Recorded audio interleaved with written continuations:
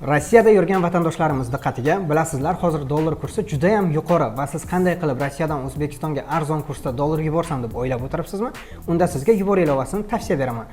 Yubor ilovasida eng arzon kurs va hatto Uzcard Humo kartalariga pul o'tkazib berishingiz mumkin. Yubor ilovasini Play Market yoki App Store'dan yuklab oling va eng arzon kurslarda uydagilaringizga dollar yuboring.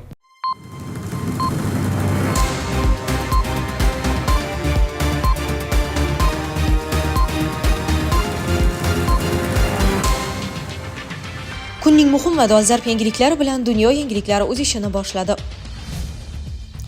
AQShning o'nlab harbiy samolyotlari sharqqa yo'l oldi. Eronliklar poytaxtni ommaviy tark etmoqda. Eron oliy rahnamosi va oilasi bunkerda yashiringan. Iran International. Isroil AQShdan Eronga qarshi hujumda ishtirok etishni so'radi. So'nggi ogohlantirish: prezident rahbarlarga 2 hafta muhlat berdi. Isroilning uchuvchisiz samolyoti urib tushirildi. Netanyahu: Isroil zarbalari Eronda hokimiyat almashishiga olib kelishi mumkin. O'zbekistonda jinsini o'zgartirgan fuqarolarga yangi huquq berildi. AQShning o'nlab harbiy samolyotlari sharqqa yo'l oldi. Samolyotlar Atlantika okeani orqali sharqqa qarab harakatlana boshladi. AQSh harbiy havo kuchlari tegishli o'nlab KS-135 strata tankerlar, yoqilg'i quyish samolyotlari bazalarini tark etib, Atlantika okeani orqali sharqqa qarab harakatlana boshladi. Rasmiy ma'lumotlarga ko'ra, 16-27-iyun kunlari Finlandiyada bo'lib o'tadigan NATOning Atlantic Trident 25 mashg'ulotlariga aynan shunday turdagi samolyotlar jalb etilgan. Biroq ayrim kuzatuv kanallari bu harakat Eron va Isroil o'rtasidagi keskinlik bilan bog'liq bo'lishi mumkinligini istisno etmayapti. Rasmiylar bu borada hali izoh bergani yo'q. Eronliklar poytaxtni ommaviy tark etmoqda. Video. Isroilning Eronga uyushtirayotgan hujumlari va uni davom ettirishga bergan va'dasi tufayli ko'pchilik eronliklar xavfsizroq hududlarni izlab poytaxt Tehronni tark etmoqda. Bu haqda CNN xabar berdi. Tehron shimolidagi Isroil zarbalaridan jabr ko'rgan badavlat Saodatabad mahallasi fuqarosi CNNga kechasi bilan portlash ovozlari eshitilganini aytdi. Ularning ba'zilari shu qadar kuchli ediki, butun ko'p qavatli uyni larzaga keltirgan. Yaqin atrofdagi binodan tutun hidini sezgan aholi yuqori qavatlardan pastga yugurib tushgani sababli tartibsizlik yuzaga keldi, dedi fuqaro. Yosh bolali oilalar ularni tinchlantirishga qiynalgan. Isroildan farqli o'laroq Eron poytaxti Tehronda zamonaviy bombapanohlar yo'q. Shuning uchun shahar 1980-yillardagi Eron-Iroq urushida foydalanilgan tunnellar, yerto'lalar yoki eski boshpanalardan foydalanish kerak. Tehronda boshpanalar yo'qligi sababli odamlar yerto'lalarga tushgani va metrodan boshpana sifatida foydalanishi mumkinligi aytilgan. Tehronda metro odamlar boshpana topish uchun 15-iyun oqshomidan boshlab 24 soat ishlaydi, deya ma'lum qildi hukumat vakili. Maktablar va masjidlar ham ochiq bo'lishi qo'shimcha qilingan. Biz Eron rejimini qo'llab-quvvatlaymiz, biroq Isroilning turar joylari va tinch aholiga hujum qilishiga qarshimiz. Agar Isroil Eronning yadroviy dasturi va harbiy salohiyatiga qarshi bo'lsa, ular o'sha hududlarni nishonga olishi va G'azoda sodir bo'layotganidek, ya'ni bir vaziyat yaratmasligi kerak, dedi bir tehronlik. Tehronda qolganlar uchun kundalik hayot hozircha davom etmoqda.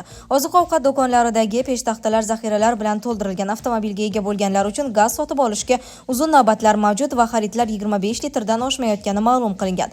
Naqd pul punktlari ishlamoqda, ammo ba'zilarida naqd pul olish miqdori cheklangan.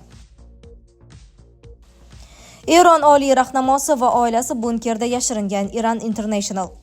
Eron oliy rahnamosi Oyatulloh Ali Xamenei Isroilning hujumlari boshlanganidan bir necha soat o'tgach yer osti bunkeriga tushgan. Bu haqda manbalarga tayanib Iran International xabar berdi. Manbalarga ko'ra, Xamenei bo'lgan obyekt Tehronning shimoli-sharqidagi Lavizan tumanida joylashgan. Oliy rahnamo bilan birga uning oila a'zolari ham boshpanada yashamoqda. Xamenei Isroilga qarshi oldingi operatsiyalarda 2024-yilning aprel va oktyabr oylarida ham aynan shu bunkerda yashiringani aytilmoqda. Isroil 15-iyun kuni Eronning Turkmaniston chegarasi yaqinida Yahudiy davlatidan 2-3 ming kilometr uzoqlikdagi Mashhad aeroportiga zarba bergan. Bu bilan Xameneiga o'zini hech qayerda xavfsiz his qila olmasligini ko'rsatmoqchi bo'lgan, deydi manba. Reutersning AQSh hukumati ichkarisidagi manbalarga ko'ra, AQSh prezidenti Donald Trump Isroilning Xameneini yo'q qilish rejasiga veto qo'ygan. U Eronga qarshi keskin chora ko'rishga faqatgina Eron AQSh fuqarolarga to'g'ridan-to'g'ri zarba berayotgandagina rozilik bildirishini aytgan. Biroq Isroil Milliy xavfsizlik kengashi rahbari Tsazi Hangebi bu da'volarni rad etib, ularni soxta xabarlar mamlakatidan kelgan uydirma deb atagan. Shu bilan birga Xamenei Isroil nishoniga aylanishi ehtimolini istisno etilmagan. Isroillik yuqori martabali amaldorlardan biri Oyatullohning o'ldirilishi Isroil uchun tabu emasligini aytgan. Isroil AQShdan Eronga qarshi hujumda ishtirok etishni so'radi. Isroil so'nggi 48 soat ichida AQShdan Eronga qarshi harbiy operatsiyaga qo'shilishni so'radi. Bu haqda ikki yahudiy amaldorga tayanib Axios xabar berdi. Ma'lum qilinishicha, Tramp ma'muriyatidan Eronning uranni boyitish dasturining asosiy elementlaridan biri bo'lgan Fordo yer osti yadroviy inshootini yo'q qilishda yordam so'ralgan. Isroil murojaatining asosiy sababi texnik qiyinchilikdir. Isroil armiyasida tog'li hududda katta chuqurlikda joylashgan obyektga samarali zarba berish uchun zarur bo'lgan arsenal, xususan bunker bombalari va og'ir bombardimonchi samolyotlar yo'q. AQSh esa tegishli qurollarga va yaqin atrofdagi bazalardan zarba berish imkoniyatiga ega. Tramp yaqinda Isroil bosh vaziri Netanyahu bilan suhbatda zarurat tug'ilganda shunday qadam ko'rsatishi mumkinligini istisno etmagan. Biroq hozirda AQSh bunday imkoniyatni ko'rib chiqmayapti. Oq uyning yuqori martabali mulozimiga ko'ra, Washington urushga to'g'ridan-to'g'ri aralashishni xohlamaydi. Hatto gap bitta zarba haqida ketayotgan bo'lsa ham, AQSh mojaroni diplomatik yo'l bilan hal qilishga umid qilmoqda. Agar Eron buni istasa, bizda tinch yechimga erishish imkoniyati bor. Tinchlikka erishishning eng tez yo'li Eronning o'z yadro qurolidan voz kechishidir, deydi Oq uydagi manba. Agar Fordo majmuasi Isroil zarbalaridan keyin ham ishlashda davom etsa, Eron yadro dasturini yo'q qilish maqsadiga erishib bo'lmaydi, deb yozadi Axios. Ba'zi mutaxassislar fikricha, Isroil bunker bombalari ta'sirini hozir hosil qilish uchun bir nishonni qayta bombardimon qilishi mumkin. Biroq bundan-da xavfliroq yo'l maxsus kuchlarni obyektga reydga yuborish bo'lishi mumkin. So'nggi ogohlantirish: prezident rahbarlarga 2 hafta muhlat berdi. Prezident Shavkat Mirziyoyev hukumatdagi mas'ullar, vazirlar tartib-intizomga vaqtida e'tibor bermagani uchun islohotlar ijrosi cho'zilib ketayotganini tanqid qildi. Bu haqda 16-iyun kuni amalga oshirilayotgan islohotlar natijadorligi, hududlarda ishlarning borishi, aholini o'ylantirayotgan masalalarga yechim topish yuzasidan o'tkazilayotgan video selektor yig'ilishida so'z ochdi. Masalan, suyultirilgan gaz yetkazishda 60-70 kunlab uzilish kuzatilmoqda. Ayniqsa Andijon va Surxondaryoda murojaatlarning 70% shu masala bilan bog'liq.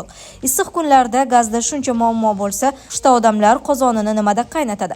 Rahbarlarga so'nggi ogohlantirish: bu masalaga 2 haftada yechim topsin.